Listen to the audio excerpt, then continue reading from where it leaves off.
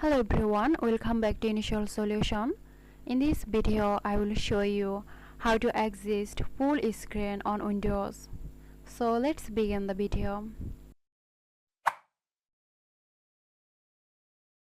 The most common method is to press the F11 key, which is located near the top right of your keyboard.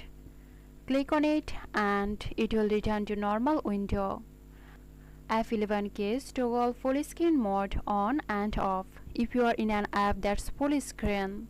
Move your mouse to the top of the screen until you see Window Controls. That's the icon with two overlapping boxes right next to the X.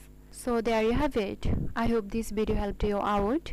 If you found this tutorial helpful, give us a like and subscribe to Initial Solution for more helpful tutorials.